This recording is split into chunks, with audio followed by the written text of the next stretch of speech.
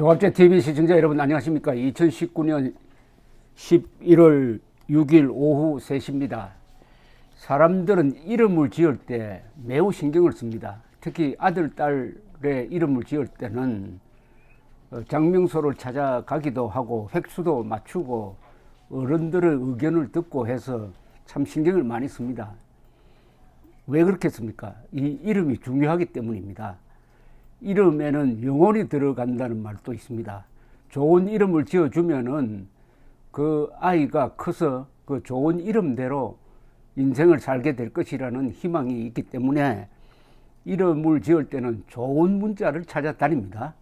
그 기도하는 마음이 이름에 들어가고 그 이름을 여러 사람들이 불러주고 자기도 자랑스럽게 이야기할 때 그 이름이 힘이 있는 존재가 되고 일정 부분 그 사람의 인생 행로에 영향을 미칩니다. 그래서 이름대로 산다는 말이 있을 정도입니다. 그런데 우리 정부가 이름을 짓는 걸 보면은 문법에도 맞지 않고 아주 그 질이 낮고 복잡하고 해서 이게 이름 값을 못하는 경우가 많습니다. 이름 값을 하려면은 그 이름이 쉬워야 합니다. 외우기 쉬워야 합니다. 복잡한 이름은 아주 그 조직을 망칩니다. 어떻게 보면은 이름에 그 조직의 정체성이 들어가 있습니다. 이름을 잘못 지으면 정체성이 헝클어져 버립니다. 그러면 무슨 일을 해도 되지 않아요. 최근에 조국 법무장관, 전 법무장관이 있을 때 검찰 특수부가 아주 인상이 안 좋다 해가지고 이름을 반부패 수사부로 바꿨어요. 반대할 때의 반입니다. 요새 한자를 안 쓰니까 이게 반토막할 때의 반인지 반인지를 모르게 돼가지고 반부패 수사부 하니까 그 뭐 그럴 수도 있다고 생각하는데 반을 한자로 딱 써놓으면은 아 이게 이상하다 이렇게 되는 거죠. 이 문제를 제일 먼저 지적하신 분이 조갑제닷컴에 아주 주옥과 같은 글을 쓰시는 문무대왕 회원입니다. 필명인데요. 원로 언론인입니다. 조국은 왜 부패를 수사하지 않고 반부패를 수사하려는가 이렇게 딱 지적을 했습니다. 지난 10월 13일입니다. 이렇게 썼어요. 반부패는 부패의 반대말이다. 부패가 썩은 것이라면 반부패는 썩지 않는 것이다. 검찰이 공직자들의 부정부패나 일반 국민들의 중대범죄 행위 등 부패한 범죄 행위를 수사하지 않고 썩지 않고 깨끗한 반부패를 수사하겠다고 수사 담당 부서의 명칭을 반부패 수사부로 바꿨다. 이게 이상하다는 겁니다. 이게 이상하다. 그런데 이 반부패라는 말이 어디서 생겼는지 이분이 추적을 해보니까 이게 중국 공산당에서 반부패라는 용어를 써가지고 반부패 운동을 했답니다. 반부패 운동이죠. 반부패 수사 운동이 아닙니다. 반부패 운동을 한 기록이 있다고 그래요.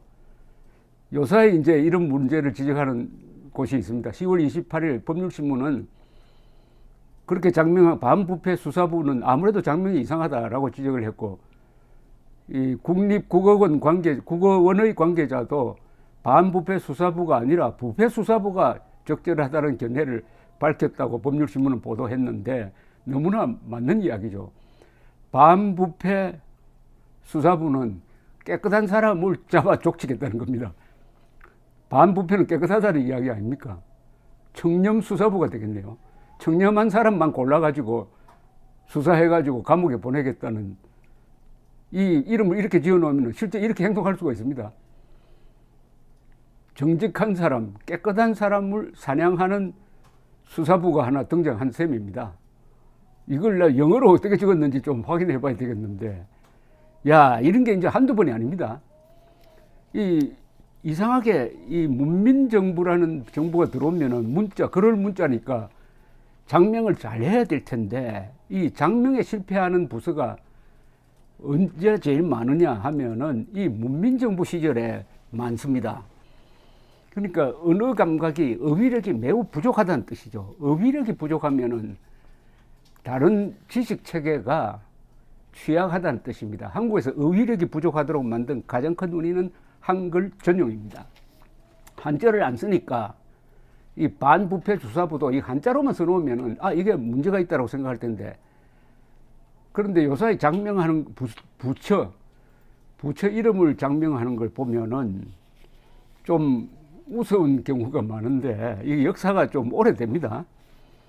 예컨대 이게 박근혜 정부 시절입니다. 미래창조과학부라는, 이게 옛날에는 이게 과학기술처였어요. 그런데 미래창조과학부라고 이름을 좀 길게 적었는데, 더 우스운 것은 미래창조과학부의 영문 번역이었습니다. 이렇게 되어 있습니다. Ministry of Science, ICT and Future Planning, 줄여서 MSIP. 아마 정부 부처 중에서 세계에서 이렇게 영어 문장이 긴 부처가 없을 겁니다. Ministry of Science, ICT and Future Planning, 한 문장입니다, 완전히.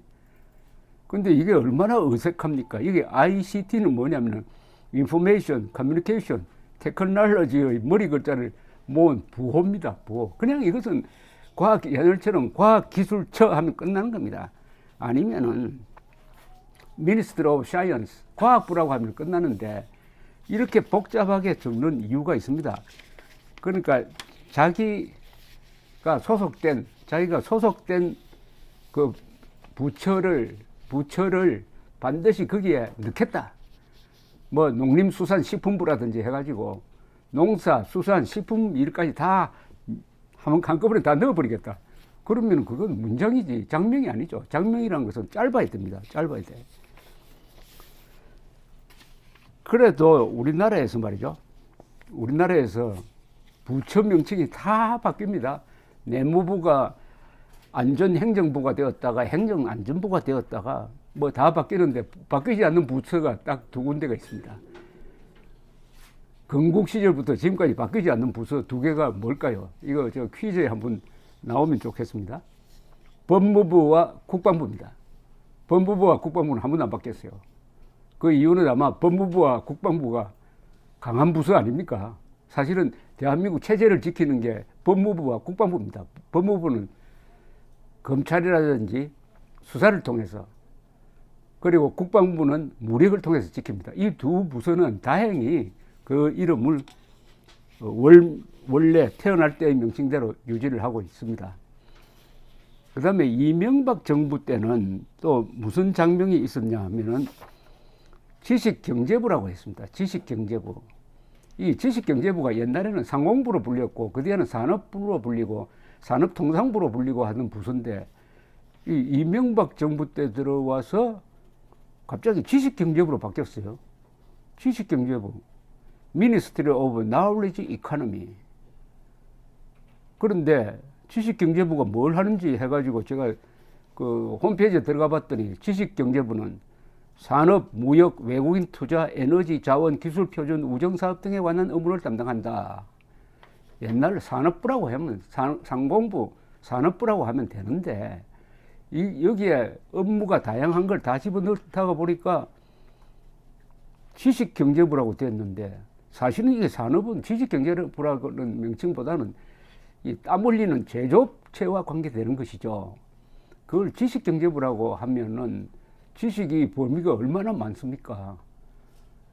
지식경제부, 나홀리지 이코노미도 별로 생소하고 해서 이게 좀 잘못된 지명이 아니었느냐가 아니라, 여기에 들어가 있는 산업공상적 생각이 들어가 있다는 느낌이 들었습니다. 상공부, 산업부라고 하면은 뭔가 좀 수준이 낮은 것 같고 현장 느낌이 드는데, 고고하게 앉아가지고 머리를 굴려가지고 경제를 발전시킨다 해서 지식경제부라고 붙여 놓았는데, 그 이름이 이제 최근에는 바뀌었습니다. 산업자원부로 돌아갔죠.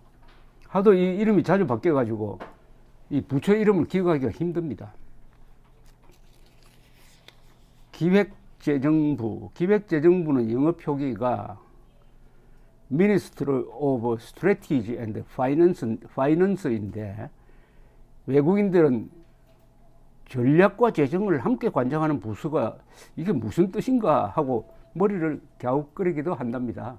왜냐하면은 스트래티지는 전략인데, 이거 혹시 국방부와 재무부를 뭐 같이 섞어놓으면 무슨냐 뭐 이런 생각도 들고, 문화체육관광부, 이거 이명박 시절의 명칭입니다만 문화체육관광부, 체육도 관광도 다 문화 아닙니까?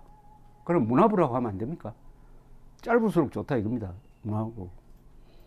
국토해양부, 그럼 해양은 국토와 다른 개념입니까? 국토부라고 하면 되죠. 국토부. 미국도 당초에 정한 부서 이름 그대로 쓰고 있습니다.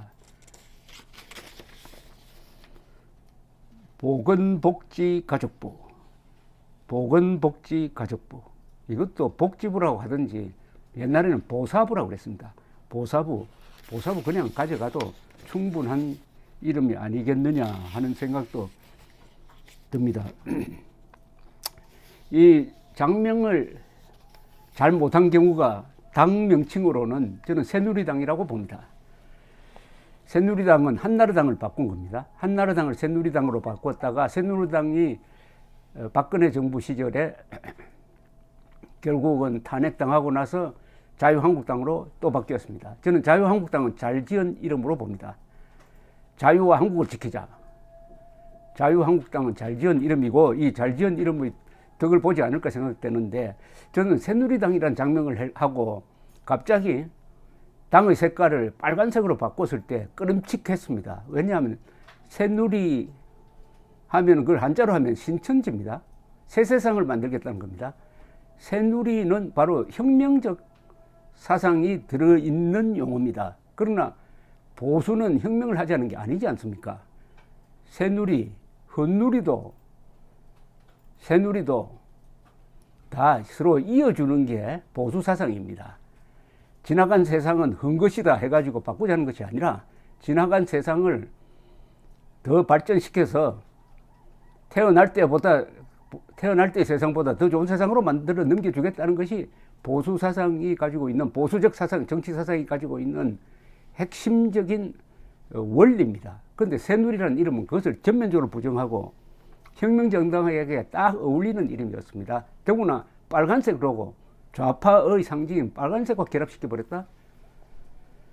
그래서 아주 불길하다는 생각이 들었는데 결국 새누리당이라는 이름으로 총선 대선 이겼지만은 결국 새누리를 지켜내지 못하고 결국은 이른바 촛불혁명 세력에 의해서 정권이 넘어갔다. 이름을 잘못 짓는 것은 모든 것이 잘못되는 출발점이다. 이렇게 정리할 수가 있겠습니다. 감사합니다.